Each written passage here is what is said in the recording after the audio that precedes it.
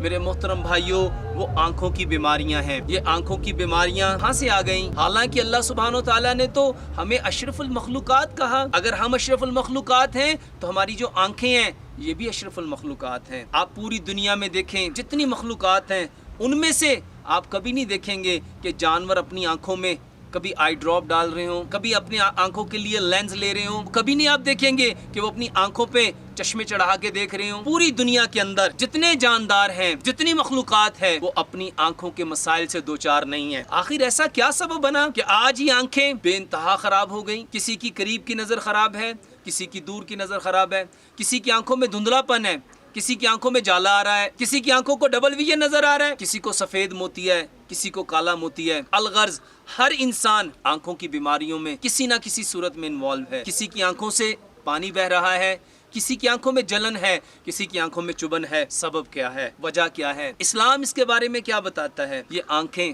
صرف ایک وجہ سے خراب ہوئی ہیں، اور وہ وجہ کیا ہے؟ جب ہم نے اپنی آنکھوں سے وہ دیکھنا شروع کر دیا جس کو رب تعالیٰ نے ہمارے لیے حلال نہیں رکھا۔ جب ہم حرام اپنی آنکھوں میں ڈالتے ہیں، ہم اپنی آنکھوں سے حرام چیزوں کو دیکھتے ہیں، ان نامحرم عورتوں کو دیکھتے ہیں جس کے لیے رب تعالیٰ نے ہمیں قرآن میں حکم دیا کہ اے ایمان والو اپنی نگاہوں کو نیچا کر لو۔ آج پوری دنیا میں یہ آنکھیں خراب کیوں ہیں؟ وجہ کیا ہے؟ سبب کیا ہے؟ اللہ کی حدوں کو توڑنا، فطرت کو چھوڑنا آنکھوں کی خرابی کا سبب بن رہا ہے۔ دوسری وجہ، 50 سال پیچھے جاؤ، لوگ فطرت کے مطابق جاگتے تھے، فطرت کے مطابق سوتے تھے، وہ سورج کی روشنی سے چیزوں کو دیکھا کرتے تھے۔ یہ مصنوعی آرٹیفیشل لائٹس نہیں تھیں، یہ LED لائٹ، یہ انرجی سیور، یہ مصنوعی روشنیاں جس نے ہماری راتوں کو آج روشن کر دیا۔ میرے محترم بھائیوں، ہمارے دن تو روشن ہو گئے لیکن ہماری آنکھوں میں سیاہ اندھیرے چھا گئے۔ فطرت کے مطابق اگر ہم سورج کے غروب ہونے کے ساتھ ہی اپنی معمولات زندگی کو، اپنے دن کے معمولات کو محدود کرنا شروع کر دیتے اور اپنا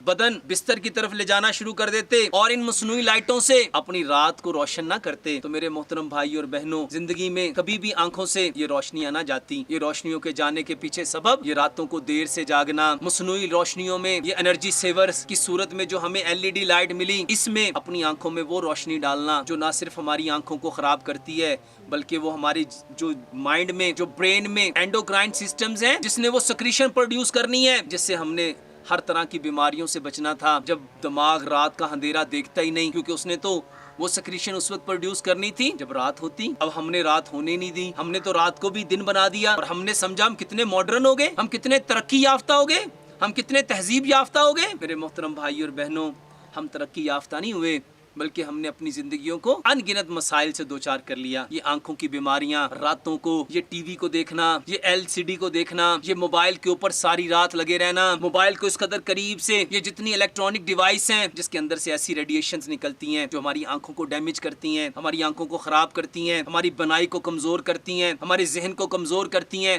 اور ہمیں ان گنت بیماریوں میں مبتلا کرتی ہیں۔ آنکھوں کے خراب ہونے کے پیچھے سبب کیا ہے؟ ہم نے آنکھوں کو وہ غذا دینی چھوڑ دی جس کے لیے رب تعالیٰ نے انبیاء کو مبعوث فرمایا تھا، اور نبی آ کے بتایا کرتے تھے کہ تم نے کون سی چیزیں دیکھنی ہیں، کون سی چیزیں نہیں دیکھنی، کون سی چیزیں کھانی ہیں، کون سی چیزیں نہیں کھانی، کون سی چیزیں پینی ہیں، کون سی چیزیں نہیں پینی۔ میرے محترم بھائی اور بہنوں، آج ہم نے وہ پیارے پیغمبر جناب محمد صلی اللہ علیہ وآلہ وسلم کی خوبصورت زندگی اپنی زندگیوں سے نکال دی۔ یہی سبب ہے کہ آج آنکھیں اندھی ہو رہی ہیں، نظر کمزور ہو رہی ہے اور آئی ہاسپٹلز بن گئے۔ اگر ان ساری تکالیف سے بچنا چاہتے ہو، اپنے آپ کو بچانا چاہتے ہو، اپنے گھر والوں کو بچانا چاہتے ہو، تو جو طریقہ پیارے پیغمبر جناب محمد صلی اللہ علیہ وآلہ وسلم لے کے آئے اس پہ عمل کرنا پڑے گا۔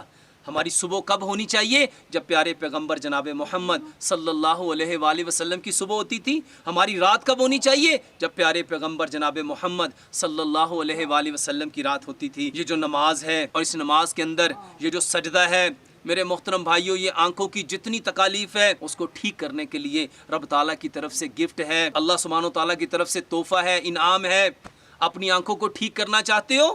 لمبے سجدے کرو، 5 وقت نمازوں کا اہتمام کرو، 5 وقت وضو کرو۔ جب ہم وضو کریں گے ہماری آنکھوں میں جانے والے جتنے ایسے پارٹیکلز ہیں، ایسے جرمز ہیں، وضو کا پانی اس کو پروٹیکٹ کرے گا۔ لمبا سجدہ کرنا ہمارے برین کو، ہماری آئیز کو، ہمارے فیس کو بنڈل آف بلڈ دے گا جس سے انرجی ملے گی، آنکھوں کی کتنی پرابلم سالو ہوں گی۔ پیارے پیغمبر جناب محمد صلی اللہ علیہ وآلہ وسلم نے حضرت علی رضی اللہ تعالیٰ عنہ کو جب اشوب چشم ہوا تو آپ نے کیا کیا؟ اپنے سلائیوا کو اپنی آنکھوں کے اوپر اپلائی کرو، اپنے تھوک کو اپنی آنکھوں میں لگاؤ۔ یہ آنکھوں کا دھندلا پن، یہ آنکھوں کا بہنگا پن، یہ ٹیڑھا پن، واللہ میرے کتنے مریض ہیں جو صرف تھوک لگا کے الحمدللہ انہوں نے اپنے بچوں کے ٹیڑھے پن کو ٹھیک کر لیا، آنکھوں کی کتنی بیماریوں سے اپنے آپ کو محفوظ کر لیا۔ یہ سلائیوا تھراپی ایک علاج ہے جس کے بارے میں پیارے پیغمبر جناب محمد صلی اللہ علیہ وآلہ وسلم نے بتایا ہے۔ یہ وضو کرنا، یہ سجدہ کرنا، یہ اپنی آنکھوں میں سلائیوا لگانا، اور خاص طور پہ سبزے کا اہتمام کرنا، یہ سرسبز و شاداب چیزوں کو دیکھنا، ان سبزے میں آ کے